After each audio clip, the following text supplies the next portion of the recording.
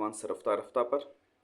आज हम क्लास में बात करने वाले हैं क्लास 11th का मैप वर्क है इंडियन फिजिकल एनवायरनमेंट यानी भारत के भौतिक पर्यावरण। चैप्टर 1 है इसका इंडिया लोकेशन यानी भारत की स्थिति। इस चैप्टर का आता है मैप वर्क के बारे में आज हम इस क्लास में बात करने वाले हैं। अगर आप हमारे इस चैनल पर नए हैं तो प्लीज़ हमारे चैनल को सब्सक्राइब कीजिए, लाइक कीजिए और शेयर कीजिए और बेल आइकन के बटन को दबाइए ताकि इसी तरह के वीडियोज़ आपको मिलते रहें। एडवांस रफ्ता रफ्ता ये हमारे चैनल का लोगो है। मैं हूं महेश अग्रवाल और आप मेरे साथ पढ़ रहे हैं क्लास 11th की ज्योग्राफी फिजिकल एनवायरनमेंट। तो आइए अब हम बात करते हैं। अगर दोस्तों आप लोगों को हमारी वीडियो पसंद आ रही हैं, आपके कुछ यूजफुल हैं, आपके लिए कुछ ये उपयोगी हैं, तो प्लीज़ हमारे चैनल को सब्सक्राइब कीजिए, लाइक कीजिए, शेयर कीजिए और मुझे कमेंट भी कीजिए ताकि मैं और अच्छे से इन वीडियो को बना पाऊँ ताकि ये आपके लिए उपयोगी हो सकें। तो प्लीज़ हमारे चैनल को सब्सक्राइब करें। आज हम बात करने वाले हैं भारत के अक्षांशीय और देशांतरीय विस्तार की। भारत का जो भौतिक पर्यावरण है उसका जो चैप्टर 1 है भारत की स्थिति, उसमें हमने ये बात जान ली है कि भारत का जो एक्सटेंशन है वो पूरब से पश्चिम, चलिए हम बात करें, यानी पूरब से और पश्चिम तक। पूरब में ये है अरुणाचल प्रदेश से और गुजरात तक 2933 किलोमीटर तक इसका एक्सटेंशन है, विस्तार है।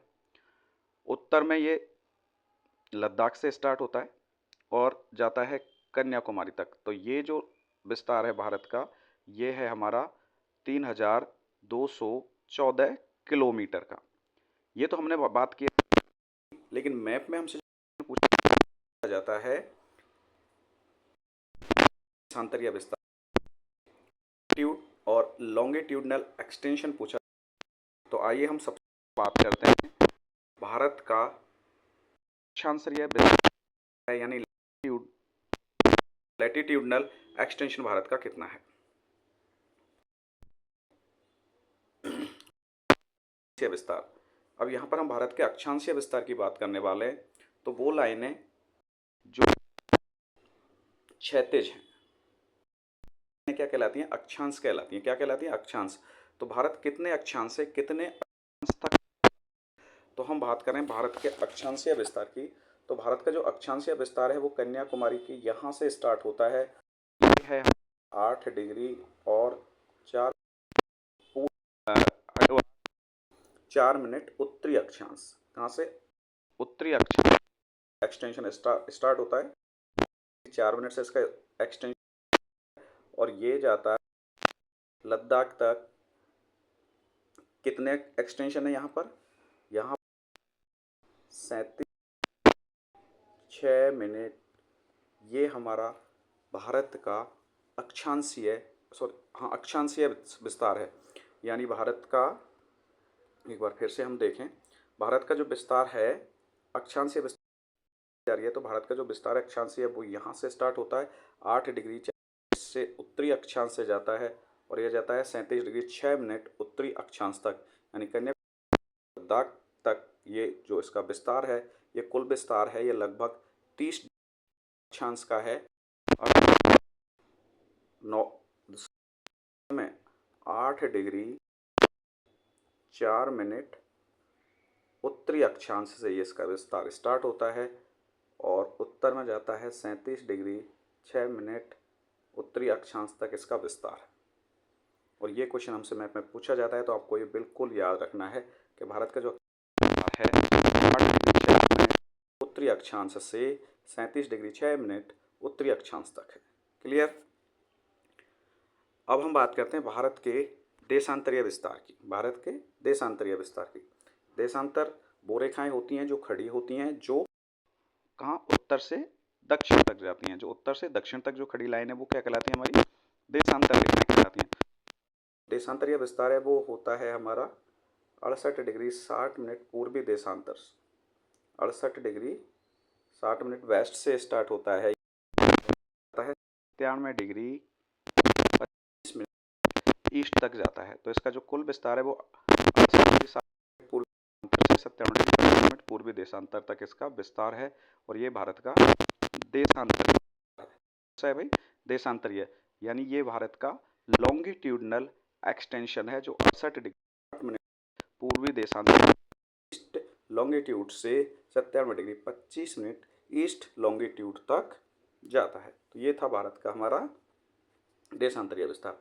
अब इसमें हमने बात की है इस स्लाइड में भारत के अक्षांशीय और देशांतरीय विस्तार की।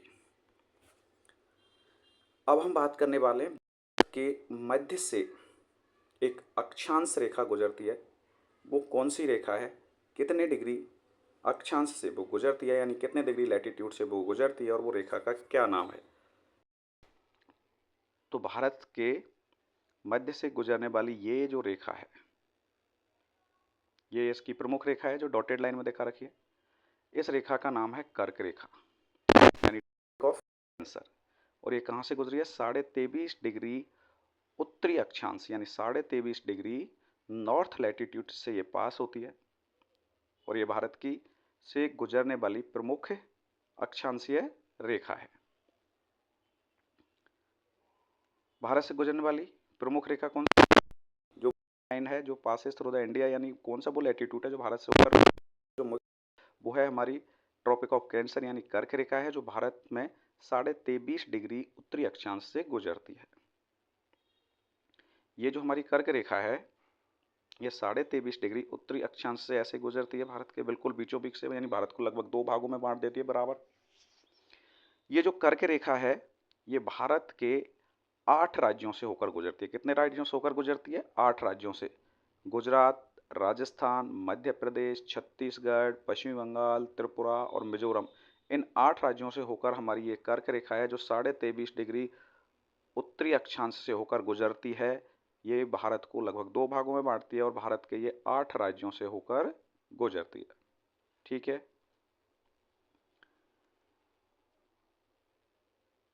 अब हम बात करने वाले हैं भारत के मानक याम्योत्तर की, यानी भारत के IST की। भारत का जो मानक याम्योत्तर है वो है 82.5 डिग्री पूर्वी देशांतर, यानी 82 डिग्री 30 मिनट ईस्ट पर है भारत का जो मानक याम्योत्तर है, जो जिसको हम IST कहते हैं, इंडियन स्टैंडर्ड टाइम।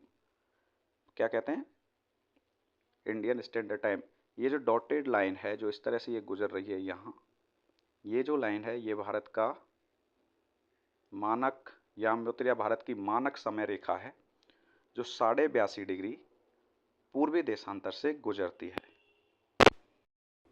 यहाँ से भारत का अक्षांशीय विस्तार देखें इधर, तो ये लगभग भारत के जो अक्षांशीय विस्तार है, यानी भारत को लगभग अक्षांशीय विस्तार के आधार पर ये 2 बराबर भागों में, इसको हमने भारत की मानक समय रेखा निर्धारित किया है। ठीक है, भारत की जो मानक समय रेखा जिसका मानक याम्योत्तर कहते हैं, IST कहते हैं, जो 82.5 डिग्री पूर्वी देशांतर से पास हो रही है, ये भारत के 5 राज्यों से होकर गुजरती है।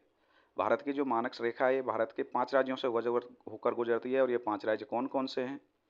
ये 5 राज्य हैं हमारे उत्तर प्रदेश, मध्य प्रदेश, छत्तीसगढ़, उड़ीसा और आंध्र प्रदेश। यानी ये उत्तर प्रदेश से, मध्य प्रदेश, छत्तीसगढ़, कुछ उड़ीसा का हिस्सा और फिर आंध्र प्रदेश में होकर ये पास होती है। यानी कुल मिलाकर भारत के कितने राज्यों से गुजर रही है? ये 5 राज्यों से होकर गुजरती है। भारत की मानक समय रेखा, ये भारत की मानक समय रेखा है, भारत के 5 राज्यों से होकर गुजरती है। 5 राज्यों में पहला उत्तर प्रदेश है, दूसरा मध्य प्रदेश, तीसरा छत्तीसगढ़, उड़ीसा और आंध्र प्रदेश। ये बात समझ आई? अब इन स्टेटों को हम याद रखने का एक ट्रिक भी है, उसको याद रख सकते हो आप चाहो तो। ट्रिक है हमारी कि उत्तर में